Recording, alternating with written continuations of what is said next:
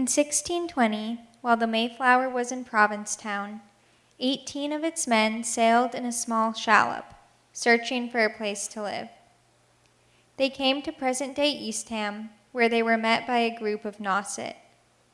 After a brief but violent encounter, the English left towards today's Plymouth. In 2020, we remember this first encounter. We explore its meanings for today and tomorrow.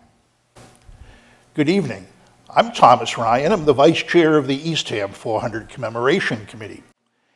This is part of our Sunset series, and I'm happy to have a discussion tonight with Bob Seay. We're going to be discussing the incorporation of our town as Nauset in 1646. Bob is a reporter for WGBH in Boston, and he has lived in Eastham for most of his life. What else would you like us to know about you, Bob? Well, I've always had an interest in the history of the town, and I've also been very active in the Nauset Fellowship and responsible for the restoration of the beautiful chapel in the Pines here. So tell us something about how did this town start? Why did we incorporate it in 1646? Well, you know, that's a good question because, as I mentioned, I always knew of Governor Prince Road, but I never knew exactly what Prince was governor of until I discovered he was governor of all things, Plymouth colony, and actually governed the colony from here in Eastham. So the question was, why was there this movement of pilgrims from Plymouth to Nauset back in the 1640s? And it really begins actually in the 1630s when William Bradford, I think, was having some problems governing the Plymouth colony. At 1634, he refused to be reappointed the governor of Plymouth colony, so Thomas Prince was recruited.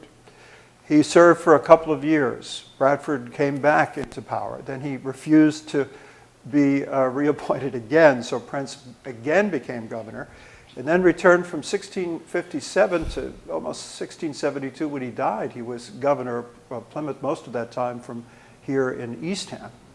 But what was happening in Plymouth was that people were having a lot of problems farming, getting enough food, and they were looking around for more fertile land. And they knew that Nauset was a fertile territory because they had been trading with the Indians here.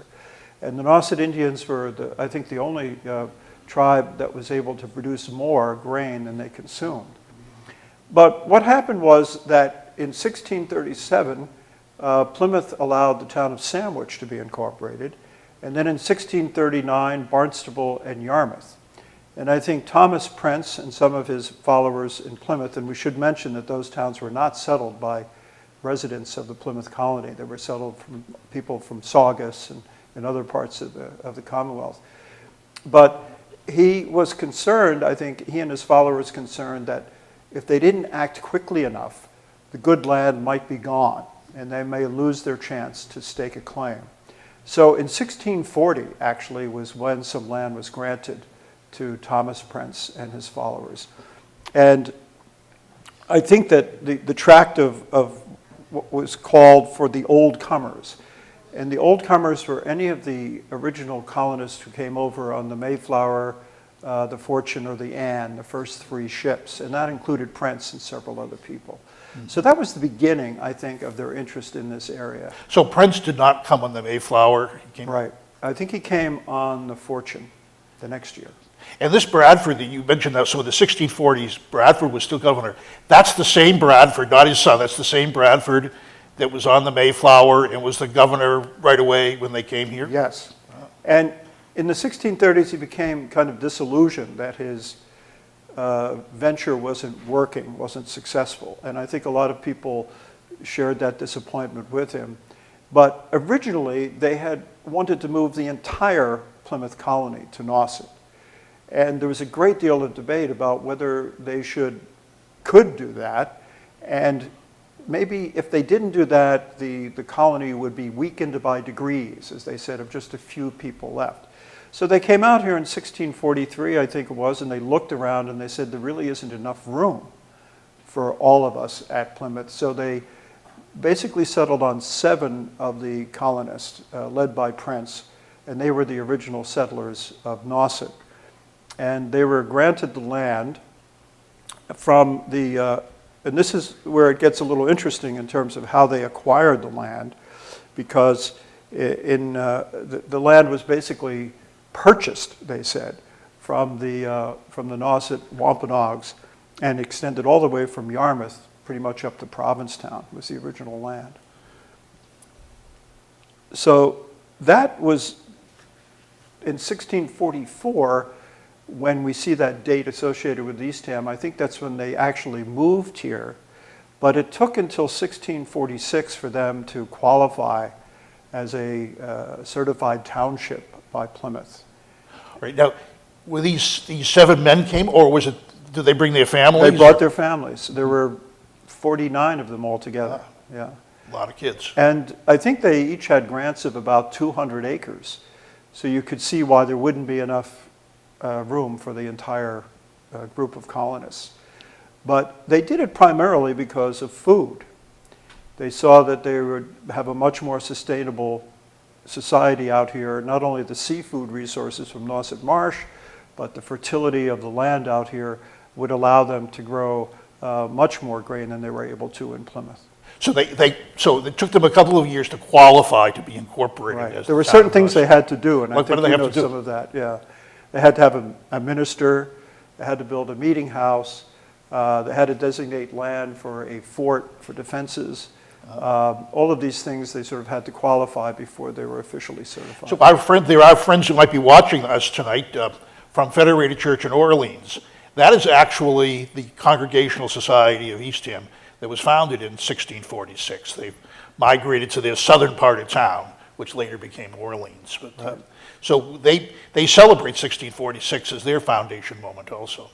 And of course, for the first few years out here, things went well. I think there was some conflict with the Native Americans in terms of the practices that the English had in terms of farming. And the Native Americans were very concerned that the farm animals were roaming all over the place and kind of destroying crops. And so there was this conflict going on at the time. I think that it wasn't so much intentional as it was a conflict between lifestyles, between the Native Americans and the English. But there was a coexistence for a while, and there was no need ever to build a fort because there were fairly good relationships between the Nausets and the colonists. Because here's these 49, mostly children, 49 English living in the midst of hundreds and hundreds of Nauset. Right. Fascinating. But finally having enough space, which they didn't have in Plymouth, they had plenty of space to live, to graze their animals, and to grow food, and that was a huge attraction.